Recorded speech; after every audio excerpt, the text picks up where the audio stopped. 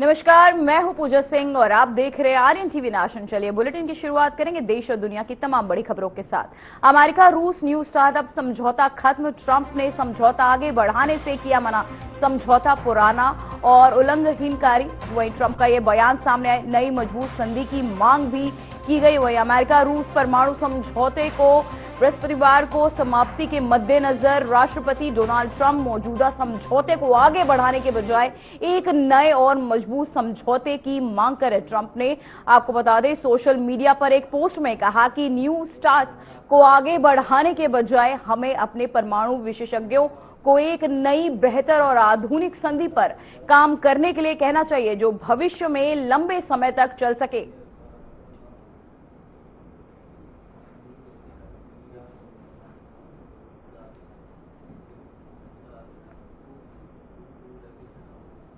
तो वहीं प्रधानमंत्री नरेंद्र मोदी ने परीक्षा पे चर्चा 2026 कार्यक्रम के दौरान देश भर के छात्रों के साथ संवाद किया।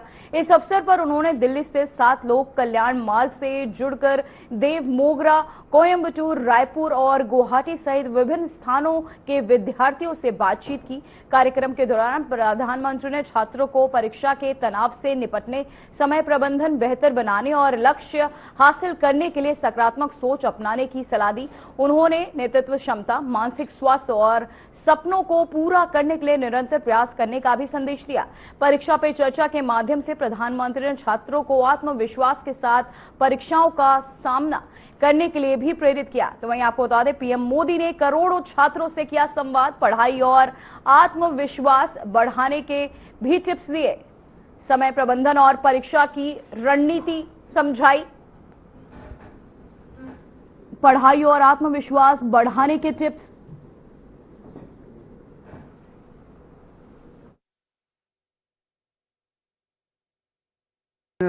मेरी सोसाइटी बोलती है कि सब गेमिंग वगैरह छोड़ो और पढ़ाई में ध्यान दो, लेकिन मुझे ऐसा लगता है कि मेरा फ्यूचर गेमिंग में करूं। जो मुझे कैसे पता चलेगा सर कि मैं सही रास्ते से जा रहा हूं या गलत? माँ बाप का नेचर कैसा होता है, पहले डांटते रहते मत करो मत करो मत कैसे? लेकिन फिर भी आप चुपचाप करते रहते। और मान लीजिए आपने मेडल ले लिया तो क्या करेंगे?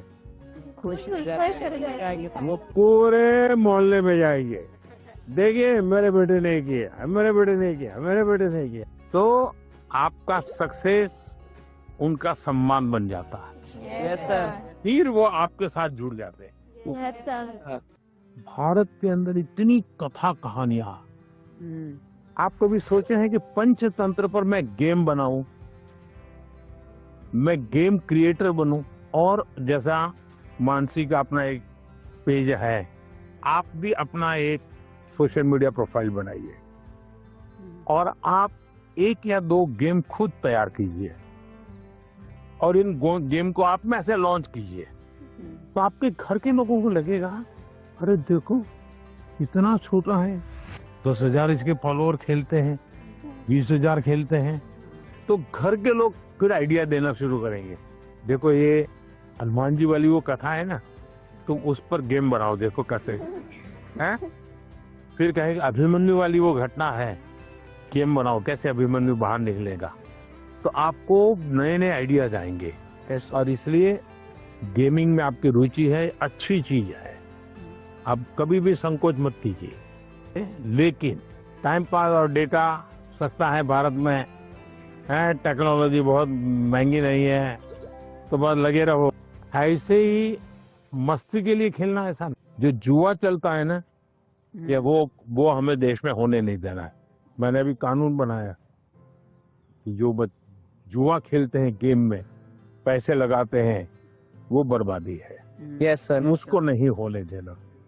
लेकिन गेमिंग एक स्किल है और उसमें स्पीड भी होती है, बहुत स्पीड होती है। यस, आपकी इतनी अलर्टनेस है, एक प्रकार से स्वयं के डेवलपमेंट के लिए भी वो एक अच्छा प्रकार है। लेकिन बेस्ट क्वालिटी की गेम ढूंढ करके अपनी एक्सपर्टाइज पाने का प्रयास करना चाहिए। करेंगे।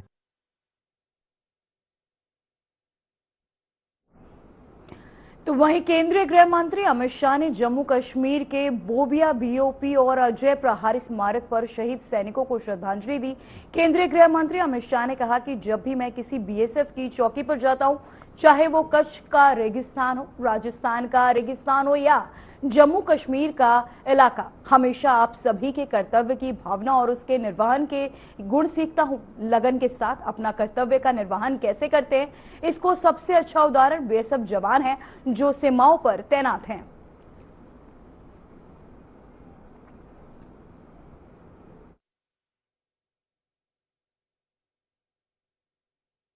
मैं जब भी बीएसएफ की चौकी पर जाता हूं, बॉर्डर पर जाता हूं, चाहे कच्छ का रेगिस्तान हो, चाहे राजस्थान का रेगिस्तान हो, चाहे जम्मू कश्मीर का क्षेत्र हो, हमेशा आप सभी से कर्तव्य बोध और कर्तव्य निर्वहन दोनों गुणों को सीख कर वापिस जाता हूं कि अपने मन के अंदर लगन के साथ कर्तव्य का निर्वहन कैसे करते हैं, इसका सबसे उत्कृष्ट उदाहरण सभी सेवाओं में अगर कोई है तो बीएसएफ के मेरे जवान हैं जो सीमा पर लगे रहते हैं। और ये भाव 60 साल के आपके पराक्रम युक्त इतिहास के कारण देश भर के जनता के अंदर भी आप सृजित कर पाए हैं। शायद आपका इतना संपर्क नहीं आता होगा, परंतु आज जब मैं बोबिया चौकी कठुआ पर आया हूं और कुछ सोशल मीडिया में मैं पोस्ट करूंगा, इसके नीचे की कमेंट्स आप जरूर पढ़ना। इसके नीचे की कमेंट देश के गृह मंत्री के लिए एक भी नहीं होती है, सारे के सारी कमेंट्स मेरे सीमा प्रहरियों के लिए होती है, इनकी बहादुरी और त्याग तपस्या के लिए होती है। ये बहुत बड़ी बात है। बीएसएफ ने 6 दशक में 1 महावीर चक्र, 2 कीर्ति चक्र, 15 वीर चक्र, 13 शौर्य चक्र और अनेक प्रशासनिक सम्मान प्राप्त किए हैं। देश की सीमाओं पर जब जब भी अतिक्रमण का भय आया, घुसपैठ का भय आया, बीएसएफ एक अभेद दीवार बनकर सटा रहा, अड़ा रहा और देश को सुरक्षित करने का काम किया है।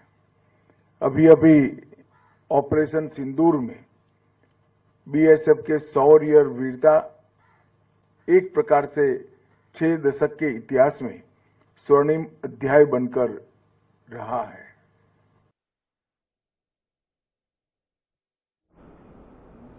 तो वहीं हरिद्वार में आयोजित गुरुदेव समाधि मंदिर मूर्ति स्थापना समारोह में केंद्रीय रक्षा मंत्री राजनाथ सिंह, केंद्रीय मंत्री मनोहर लाल खट्टर, उत्तर प्रदेश के मुख्यमंत्री योगी आदित्यनाथ और उत्तराखंड के मुख्यमंत्री पुष्कर सिंह धामी ने भाग लिया। इस अवसर पर धार्मिक और आध्यात्मिक वातावरण रहा, जहां उपस्थित गणमान्य व्यक्तियों ने मंदिर की मूर्ति स्थापना और प्राण प्रतिष्ठा कार्यक्रम में सक्रिय सहभागिता दिखाई। समारोह में संत महात्माओं और श्रद्धालुओं की भी उपस्थिति रही। इस कार्यक्रम के माध्यम से आध्यात्मिक समरसता और सामाजिक सौहार्द का संदेश पूरे समाज में साझा किया गया। सभी जानते हैं आदरणीय रक्षा मंत्री राजनाथ सिंह जी के नेतृत्व में हमारी तीनों सेनाओं को अत्याधुनिक बनाने का काम हो रहा है। तकनीकी हथियारों से, आधुनिक हथियारों से सुसज्जित करके सेना का उत्साह बढ़ाने का काम हो रहा है, उनका मनोबल बढ़ाने का काम हो रहा है। आदरणीय प्रधानमंत्री श्री नरेंद्र मोदी जी के मार्गदर्शन में और आदरणीय रक्षा मंत्री राजनाथ सिंह जी के दूरदर्शी नेतृत्व में आज भारत रक्षा सामग्री का निर्यात करने वाले देशों की सूची में, शीर्ष देशों की सूची में शामिल हो गया है। आज कोई दुश्मन देश भारत की ओर आंख उठाने की हिम्मत नहीं करता है, क्योंकि उसे नए भारत की शक्ति, संकल्प और निर्णायक नेतृत्व का भली भांति आभास है। आज इस पावन अवसर पर हमें बद्री विशाल का बद्रीनाथ धाम है, केदारनाथ धाम है, ये मात्र आस्था के केंद्र नहीं है, ये राष्ट्र चेतना के भी केंद्र बिंदु हैं। राष्ट्र चेतना, राष्ट्र यहां से शक्ति प्राप्त करता है, भारत राष्ट्र यहीं से शक्ति प्राप्त करता है। और हमें जब इन आस्था के केंद्रों को हम लोगों ने सम्मान के साथ आगे बढ़ाया है, उसकी विरासत को सम्मानित किया है, उसको संरक्षित करने का काम किया है। परिणाम क्या है? एक बीमारू राज्य उत्तर प्रदेश भारत की अर्थव्यवस्था का ब्रेक थ्रू बन करके आज लगातार प्रगति के एक नए पथ पर अग्रसर होकर के कार्य कर रहा है, आगे बढ़ रहा है। अब उत्तर प्रदेश में अराजकता नहीं है, अब दंगे फसाद नहीं है, गुंडागिर्दी नहीं है, यानी न कर्फ्यू न दंगा, और यूपी में है अब सब चंगा। दंगा और दंगाई दोनों गायब हो गए, कर्फ्यू उनमें लग गया,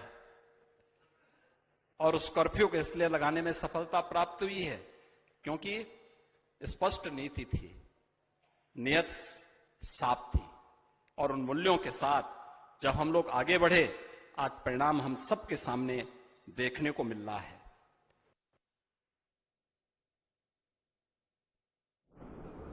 तो वहीं मुख्यमंत्री पुष्कर सिंह धामी ने ट्वीट कर लिखा कि परीक्षा पे चर्चा कार्यक्रम के दौरान एक छात्र द्वारा फूलदेई लोक पर्व के प्रतीक स्वरूप पुष्प अर्पित करना प्रधानमंत्री नरेंद्र मोदी के प्रति गहरे सम्मान और देवभूमि उत्तराखंड के प्रति लगाव को दर्शाता है। ये पावन लोक पर्व न केवल उत्तराखंड की समृद्ध लोक परंपरा का प्रतीक है, बल्कि प्रकृति संरक्षण, सांस्कृतिक चेतना और सामाजिक मूल्यों के प्रति हमारी सामूहिक जिम्मेदारी का भी संदेश देता है। वहीं मुख्यमंत्री ने सभी को इस लोक पर्व को मनाने और इसकी परंपराओं को संजोने का आह्वान भी किया।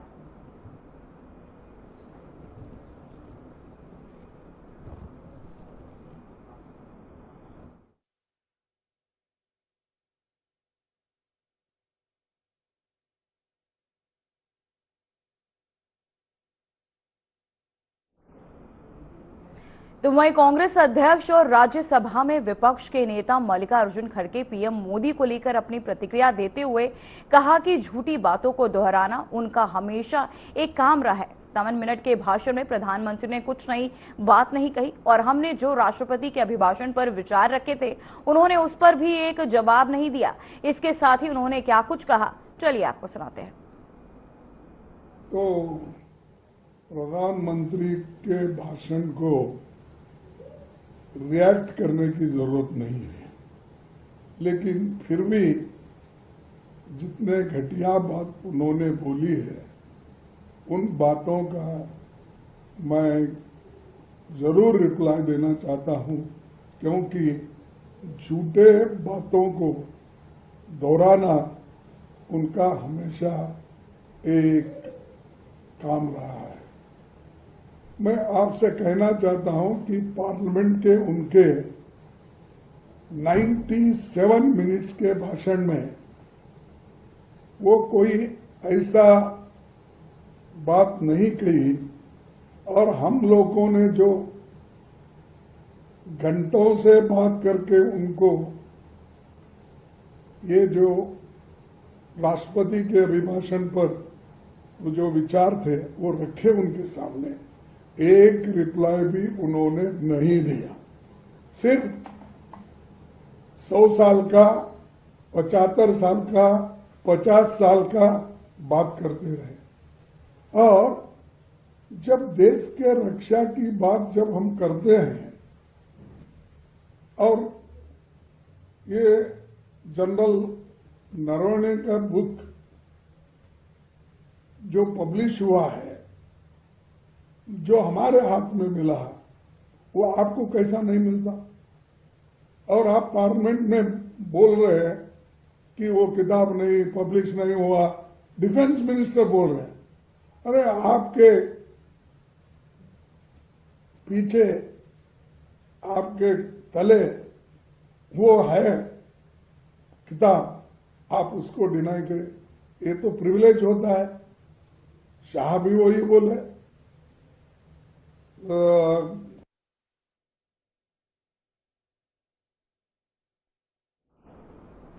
तो वहीं केंद्रीय मंत्री धर्मेंद्र प्रधान ने परीक्षा पे चर्चा के 9वें संस्करण पर कहा कि हमने परीक्षा पे चर्चा के 9वें संस्करण को मिल देखा। वहीं छोटी छोटी टिप्स के माध्यम से बच्चों के आत्मविश्वास को बढ़ाना, बच्चों को समग्र विकास की ओर ले जाना और इसके लिए प्रधानमंत्री मोदी ने प्रयास भी किया। वहीं परीक्षा पे चर्चा बच्चों के लिए एक बहुत बड़ी मार्गदर्शिका बनी हुई है।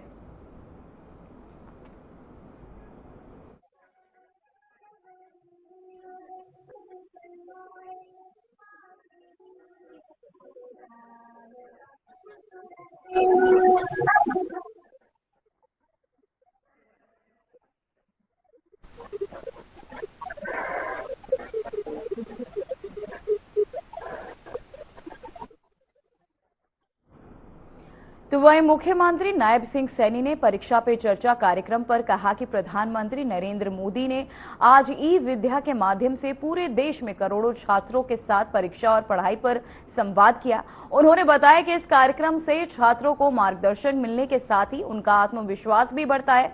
मुख्यमंत्री ने इस पहल की सराहना करते हुए कहा कि परीक्षा पे चर्चा छात्रों के लिए एक महत्वपूर्ण और प्रेरणादायक मंच बन चुका है।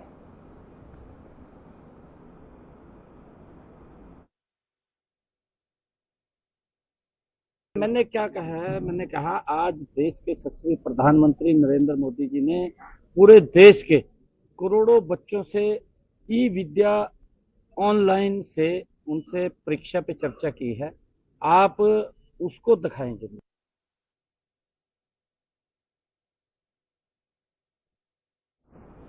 तो वहीं नई दिल्ली से खबर सामने आई, जहां विपक्षी सांसदों ने संसद में मकर द्वार पर भारत अमेरिका व्यापार समझौते का विरोध किया। उन्होंने इसे जाल वाला सौदा बताते हुए कहा। इस प्रदर्शन में कांग्रेस नेता प्रियंका गांधी वाड्रा भी शामिल हुई। सांसदों ने नारे लगाए जैसे जो उचित समझो वही करो और तानाशाही नहीं चलेगी, जिससे केंद्र सरकार की आलोचना की गई। वहीं विपक्षी सांसदों का कहना था कि समझौता देश हित में नहीं है और इसे रद्द किया जाना चाहिए। सुरक्षा के कड़े इंतजाम किए गए और अधिकारियों ने शांतिपूर्ण विरोध सुनिश्चित किया।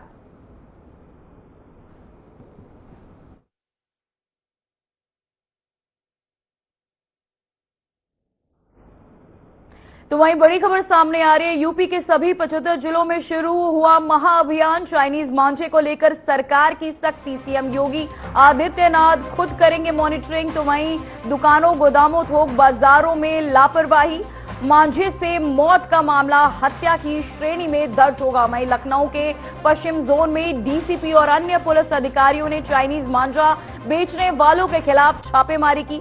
कार्यवाही सदरगंज क्षेत्र में कश्मीरी मोहल्ला स्थित अब्दुल हमीद काइट सेंटर पर हुई। मुख्यमंत्री ने चाइनीज मांझे से हुई मौत के बाद सख्त रुख अपनाते हुए कहा कि अगर इससे किसी की भी जान जाती तो इसे हत्या माना जाएगा। हाल ही में हैदरगंज ओवरब्रिज पर एक युवक की मौत चाइनीज मांझे से हुई थी, जिसके बाद पुलिस सक्रिय हुई। पुलिस ने बताया कि प्रतिबंधित मांझा बेचने वालों के खिलाफ कानूनी कार्यवाही की जाएगी। डीसीपी, एडीसीपी, एसीपी और बाजार खाला और एसएचओ सफदरगंज और मौजूदगी में पतंग की दुकानों पर छापेमारी भी की गई। तो वहीं आपको बताते चले चाइनीज मांझे को लेकर बड़ी खबर, जहां चाइनीज मांझे को लेकर सख्त होती नजर आ रही है सरकार।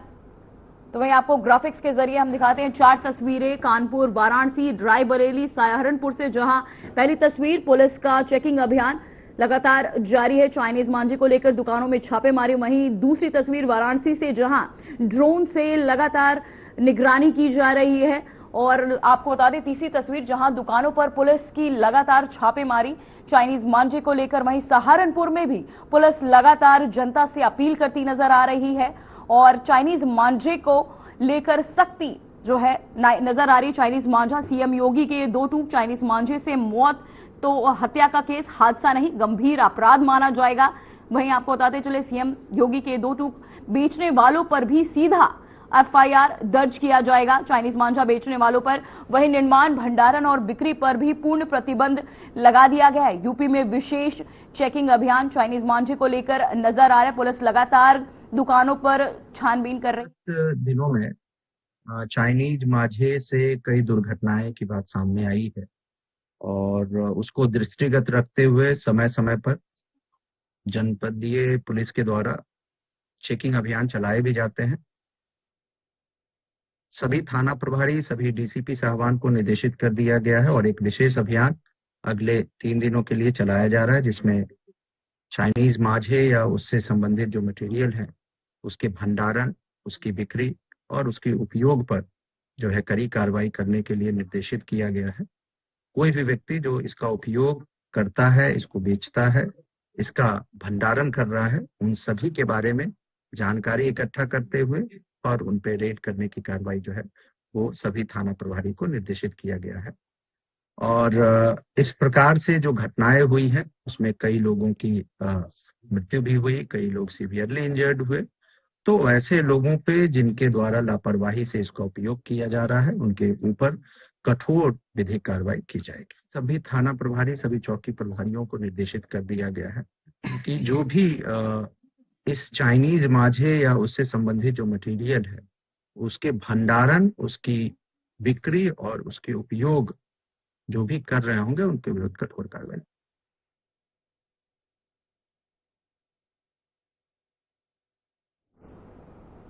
कई महीनों की तानाशाही, कठोर बयान, टैरिफ की धमकियां और फिर अचानक एक बड़ा U turn. Bharat America trade deal पर जो बातचीत महीनों से अटकी हुई थी उस पर अब सहमति बन चुकी है। अमेरिकी राष्ट्रपति डोनाल्ड ट्रंप ने ऐलान कर दिया है कि भारतीय सामानों पर लगने वाला टैरिफ 25% से घटाकर 18% किया जा रहा है। ये फैसला इसलिए भी चौंकाता है क्योंकि कुछ दिन पहले तक अमेरिका भारत पर लगातार दबाव बना रहा था, यहां तक कि 50% तक टैरिफ लगाकर भारत को झुकाने की कोशिश की गई। लेकिन सबसे बड़ा सवाल ये कि क्या ट्रंप अचानक नरम पड़ गए?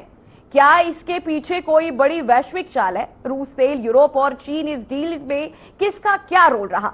और स्पेशल रिपोर्ट में हम बताएंगे भारत अमेरिका ट्रेड डील की पूरी इनसाइड स्टोरी। देखिए जरा। अचानक क्यों झुक गए ट्रंप? क्या है टैरिफ घटाने की वजह? भारत और अमेरिका के बीच ट्रेड डील बातचीत कोई नई नहीं थी। पिछले कई महीनों से दोनों देशों के अधिकारी टेबल पर थे, लेकिन हर दौरा बेनतीजा रहा। अमेरिका की नाराजगी साफ थी। ट्रंप प्रशासन चाहता था कि भारत रूस के रास्ता कच्चा तेल खरीदना बंद करे। अमेरिका का तर्क था कि रूस से तेल खरीदकर भारत अप्रत्यक्ष रूप से यूक्रेन युद्ध को फंड कर रहा है। दबाव बनाने के लिए अमेरिका ने भारतीय उत्पादों पर पहले 25% और फिर 50% तक टैरिफ लगा दिया। ये संदेश साफ था, या तो शर्त मानो या भारी नुकसान झेलो। भारत के साथ ट्रेड डील के पीछे की क्या है स्टोरी? घटनाओं को अगर क्रम से देखें तो तस्वीर और साफ होती है। पहला चरण ट्रेड डील पर बातचीत, लेकिन कोई सहमति नहीं। दूसरा चरण अमेरिका पर सख्त रुख, टैरिफ में बढ़ोतरी। तीसरा चरण ट्रंप प्रशासन की सीधी शर्त, अगर ट्रेड डील चाहिए तो रूस से तेल खरीदना बंद करो। लेकिन भारत ने सार्वजनिक मंच से किसी दबाव को स्वीकार नहीं किया। भारत ने सिर्फ इतना कहा, ऊर्जा जरूरतें राष्ट्र हित में तय होंगी, और यहीं से कहानी ने नया मोड़ लिया। भारत यूरोप ट्रेड डील से बदला खेल। अमेरिका के दबाव के बीच भारत ने एक और बड़ी चाल चली। भारत और यूरोपियन यूनियन के बीच फ्री ट्रेड एग्रीमेंट पर बातचीत पूरी हो गई। इस डील को भारत यूरोप की अब तक की सबसे बड़ी ट्रेड डील और वैश्विक सप्लाई चेन के लिए गेम चेंजर बताया गया। प्रधानमंत्री नरेंद्र मोदी ने खुद इसे विकास, निवेश और रणनीतिक साझेदारी के लिए ऐतिहासिक कदम कहा। इस डील से भारत की बातचीत की ताकत कई गुना बढ़ गई। अब भारत के पास अमेरिका के अलावा यूरोप जैसा बड़ा विकल्प मौजूद था। यहीं से व्हाइट हाउस में चिंता बढ़ी। रूस का तेल, अमेरिका की चिंता। अमेरिका को डर था कि अगर भारत पूरी तरह यूरोप की ओर झुक गया तो अमेरिका दुनिया की सबसे तेजी से बढ़ती अर्थव्यवस्था के पीछे ही छूट जाएगा। इसके अलावा अमेरिका के लिए ये सिर्फ व्यापार नहीं था, ये था राजनीति, ऊर्जा नीति और रूस को घेरने की रणनीति। व्हाइट हाउस चाहता है कि रूस की तेल से होने वाली कमाई कम हो और यूक्रेन युद्ध पर दबाव बढ़ाया जा सके। अमेरिका वित्त मंत्री स्कॉट बेसेंट का बयान भी इसी ओर इशारा करता है, जहां उन्होंने कहा कि भारत द्वारा रूस से तेल आयात लगभग खत्म हो चुका है, यानी टैरिफ घटाने का रास्ता साफ। वेनेजुएला और अमेरिका से तेल खरीदने का दावा। डील के पीछे सबसे बड़ा फैक्टर तेल। ट्रंप का कहना है कि भारत अमेरिका से ज्यादा तेल खरीदेगा और भविष्य में वेनेजुएला जैसे विकल्प पर भी काम करेगा। इसका मकसद साफ है, अगर रूस या ईरान को लेकर हालात बिगड़ते हैं तो वैश्विक तेल बाजार में उथल पुथल न हो। ईरान को लेकर बढ़ता तनाव अमेरिका के बीच बड़ी चिंता है। वहीं मध्य पूर्व में किसी की भी टकराव का सीधा असर दुनिया भर के तेल दामों पर पड़ सकता है। क्या अमेरिका राजदूत बने गेम चेंजर? भारत और अमेरिका के बीच ये ट्रेड डील काफी पेचीदा हो गया था। इसके पीछे काफी कोरियोग्राफी की गई है। जो काफी मायने रखती है। भारत अमेरिका न्यूक्लियर डील करवाने में अहम भूमिका निभाने वाले रविंद्र सचदेव ने इसे डक डिप्लोमेसी कहा है। मतलब ऊपर से कुछ भी जाहिर करना और अंदर से जी तोड़ मेहनत करना। ट्रेड डील की घोषणा से पहले भारत ने नए अमेरिका राजदूत सर्जियो गोर ने एक सधे हुए शब्दों वाले टीजर के जरिए इस घोषणा का संकेत दे दिया था। उन्होंने लिखा था, राष्ट्रपति ट्रंप ने अभी प्रधानमंत्री मोदी से बात की है, स्टे ट्यून्ड। इस ट्वीट से संकेत मिला था कि इसकी पुष्टि कुछ देर में ट्रंप ने कर दी है। डिप्लोमेसी की दुनिया में माना जा रहा है कि अमेरिका ने भारत के साथ रिश्तों को रीसेट किया, सबसे ऊंचे लेवल पर मैनेज किया जा रहा है। क्या भारत यूएस के बीच रिश्ता सिमट जाएगा? दिलचस्प बात यह है कि प्रधानमंत्री मोदी ने टैरिफ घटाने के फैसले का स्वागत जरूर किया, लेकिन रूस से तेल खरीदने पर कोई बयान नहीं दिया। ये चुप्पी भी रणनीति है। भारत ने न तो सार्वजनिक रूप से दबाव माना, न ही अपनी स्वतंत्र विदेश नीति से समझौता दिखाया। घटनाओं का क्रम जानबूझकर ऐसा रखा गया ताकि संदेश साफ रहे, भारत फैसले खुद करता है। राजनीतिक तौर पर यह डील दोनों के लिए फायदेमंद है। ट्रंप ये दिखा सकते हैं कि उन्होंने टैरिफ को हथियार बनाकर रूस पर दबाव बनाया, वही भारत को मिला कम टैरिफ, निर्यातों को राहत और वैश्विक बाजार में मजबूती। इसके अलावा अमेरिका चाहता है कि भारत चीन के बाहर एक बड़ा मैन्युफैक्चरिंग और रक्षा साझेदार बने। भारत भी चाहता है कि अमेरिका से नजदीकी रिश्तों का ठोस आर्थिक फायदा दिखे। तो साफ है, ये डील व्यापार की नहीं बल्कि ऊर्जा, राजनीति और वैश्विक रणनीति की कहानी है। ट्रंप झुके नहीं बल्कि मजबूर हुए और भारत ने बिना शोर किए अपनी शर्तों पर खेल पलट दिया। ये ट्रेड डील आज की नहीं बल्कि आने वाले दशक की वैश्विक रणनीति की दिशा तय करेगी। Bureau report, RNTV national. फिलहाल देश और दुनिया की तमाम बड़ी खबरों में इतना ही। बने रहिए RNTV नेशनल के साथ। मुझे दीजिए इजाजत।